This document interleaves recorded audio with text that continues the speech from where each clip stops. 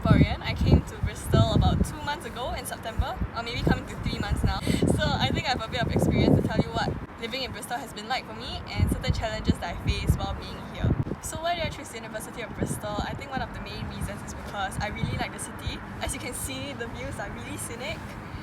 Just for your information, we are here at the harbour side and there are like people rowing and the sun is out and it's really nice weather, and we don't get this weather all the time. Most of the time it's actually raining or drizzling, so we're very fortunate that today there is very bright sun and really good weather.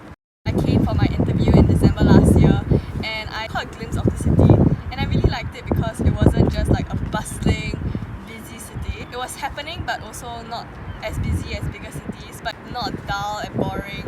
So I like that there was a good balance between that. Bristol also has quite a large Singaporean population, in my opinion. Obviously it cannot compare to bigger cities, but I feel like for us, a city of this size, the Singaporean population is quite big. I still wanted to feel a sense of community, and with a lot of changes that are happening, like coming to a new city and trying to learn a new culture. Over here in Bristol, there is the Malaysian and Singaporean Students Association, where they organise certain events for us to get to know other Malaysians and Singaporeans. So for example, before coming here, we had a Zoom orientation camp and I met like some people online and I even like bumped into them here on the streets of Bristol, and I feel like it's just very nice that in this new city you still see some familiar faces and just engaged in like a comfortable conversation. So something else that the Malaysian Singaporean Students Association has done was plan a family scheme where you have like some first years and some seniors. So the seniors are like the parents and the juniors are the children. And it's just nice to have like this small support bubble, so you know who to turn to when you're struggling. Yeah, so I think Bristol is also quite a safe country. I think Bristol is also quite a safe city to live in. I think it was ranked like one of the top cities in the UK to live in. It's like ranked the top for a reason. Look at the view. Like, what is there not to love? Besides the pigeons, they're gigantic and they're not scared of humans. So you see the ones in Singapore, right? They will still fly away when you like chase them. But here, even if you chase them, they will probably attack you instead of flying away. Shaking. I get seasick. Moving on to some of the fears that I faced before coming here, I think one of my greatest fears was like making friends and socializing.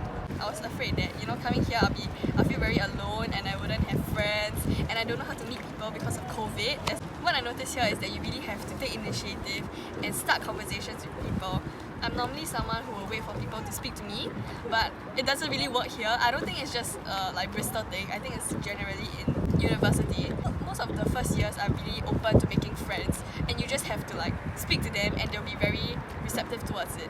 Yeah, but it's just taking that first step which is kind of scary and it may feel awkward at first, but at most it would just feel awkward. But that's it. Like, at least you try and you like gain a familiar face around. You don't need the whole Bristol to be your friend, but as long as you're like more vocal and you initiate conversations, I think that will really help. Yeah, pigeons! This is what I meant by the pigeon situation. They have interrupted our shoot. Sorry, I cannot finish this. So because of COVID, everything has moved online. So lectures, practicals, most of my lectures are recorded lectures. And then I have a suggested timetable. The timetable will indicate certain time slots which they recommend me to watch the lecture such that I don't like lag behind too much. But most of the time I don't wake up by 9. I wake up at like 10 and I start work at 11. So my timetable is just like shifted back a bit. For me, as long as I finish whatever lecture was like dedicated to that day, I'm fine with that. Some lectures will be synchronized, so it will be a live session. So we have this platform called Blackboard and you have this feature called Collaborate, which is kind of like Zoom if you haven't experienced it before. It's basically a lecturer will share their screen and you just sit in to listen. So live sessions, I guess, are supposed to imitate classroom settings. So we have more interactive features, like you can draw on the whiteboard, or sometimes they break us up into breakout rooms. So for my course dentistry, we also have in-person teaching where we'll go into like the dental school or certain labs for like practical lessons, go into the dissection room for anatomy classes. Yeah, but I guess because you don't get a lot of in-person lessons, I start to appreciate these lessons more. So whenever we get to go in, I really prepare for it and I really like focus when I'm there. Although the online lessons may seem tiring and may not seem all that great, but actually there are certain advantages to it. I don't have to start at 9 a.m. every day. I can start whenever I want, and I still can plan my time out well. You can really pace your learning and watch the lectures in your own time, and I really appreciate that. And another thing is that you can pause the lectures whenever you're unsure of certain concepts. I think if it's in-person lecture, you will have to catch whatever the lecturer is speaking at that time, and certain things you may not understand, and that may cause certain knowledge gaps which will be surfaced when you're preparing for exams. But now I can immediately go to Google or check my previous notes. And I'm not sure if you've heard, but if you haven't heard, Bristol is very hilly.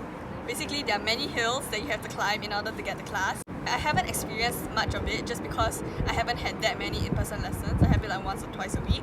From what I've experienced, the St. Michael's Hill, it's a whole workout by itself. Ditch your Chloe thing for that day and just go and climb St. Michael's Hill. It's pretty torturous. Yeah, so I would say if you are coming here, prepare a good pair of shoes and some good thighs to get you through the hills. Okay, yeah, so we've come to the end of the video. Thank you so much for watching. I hope you enjoyed it, and stay tuned for more content from MSSA.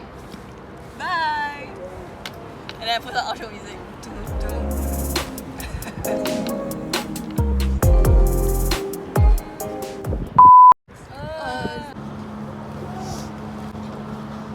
What goes right? That's not our cases. Because it was in here. So